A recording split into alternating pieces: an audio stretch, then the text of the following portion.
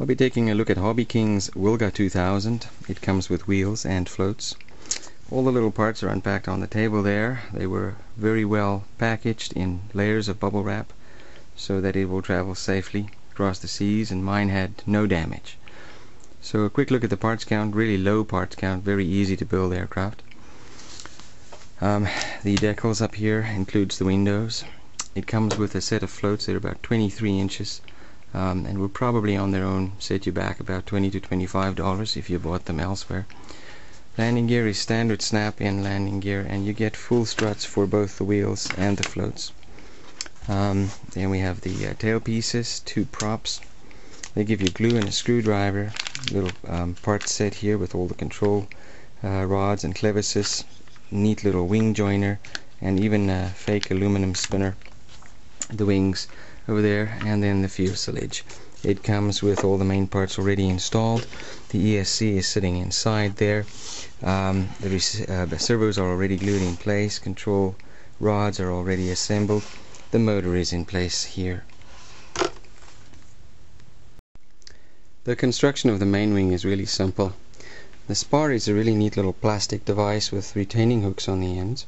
It just slides into each side and then snaps into place, and once it's in there you can use the two wing bolts to make sure that the wing doesn't open. It comes with the servo pre-mounted. There are 4 alignment pins that will snap in right over there, and I think it's important to just test fit everything ahead of time before you finally put it together. I'm going to put a little bit of glue in mine just to be sure that it doesn't come apart and to give it a bit more strength. The main landing gear is easy to install. It simply pushes into the slot on the fuselage. Takes mere seconds.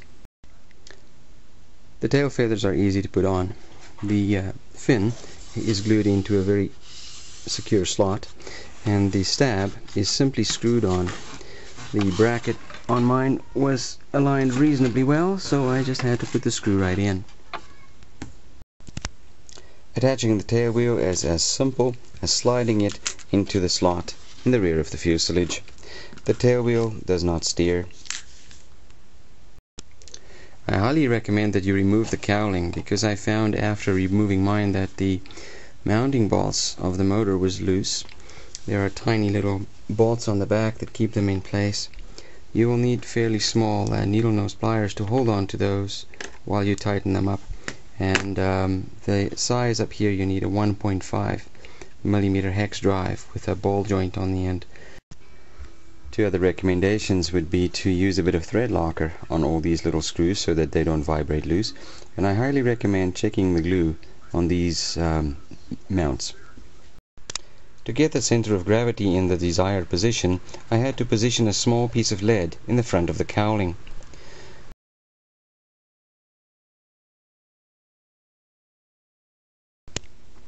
The original battery hatch is probably for nickel metal hydrate from the original design of the aircraft.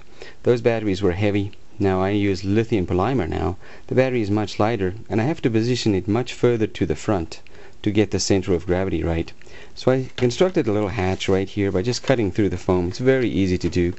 Make sure that you cut it at a bit of an angle so that the hatch will not fall into the fuselage when you put it in.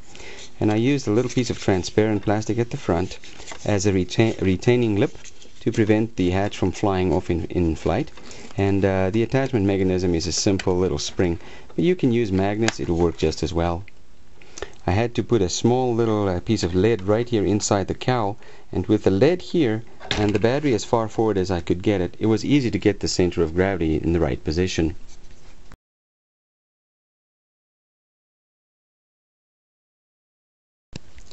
I decided to change the tail wheel on my airplane to a free castering one.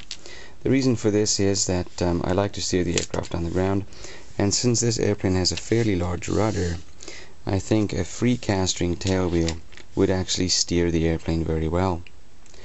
The standard tail wheel, which slides into the slot on the rear of the fuselage, is replaced by this one. It basically consists of a wire brace and a small plastic tube which is secured to the wire brace with fine cord, which I saturated with CA glue, and then the wheel itself, just free casters through that. The standard tail wheel weighs 3 grams. Mine weighs 4 grams. And now I have a nice free cast string tail wheel. During test flying, the freely rotating tail wheel has proved to be exceptionally effective. The large rudder easily controls the position of the aircraft, as long as the surface is reasonably smooth. In order to help with orientation of the aircraft in the air, I added 2 fairly large orange sections to the bottom of the wing. I used low temperature covering material for that. It is very easy to apply to the foam.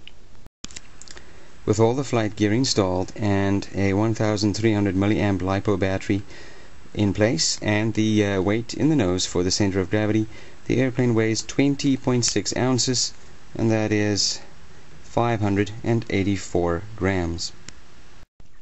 The supplied aluminum finish spinner looks very good. Unfortunately, it is not that well balanced, and I could not recommend that you use this in flight. It is, however, a really good decoration piece, and I will put my spinner on the airplane when it is just sitting in my hangar. It's really easy to remove and put on. To convert this plane into a float plane takes about 2 minutes. Simply pull off the main gear and then slip in the float mounts into the 2 slots provided. It appears that they've done their homework and the float mount appears to be correct.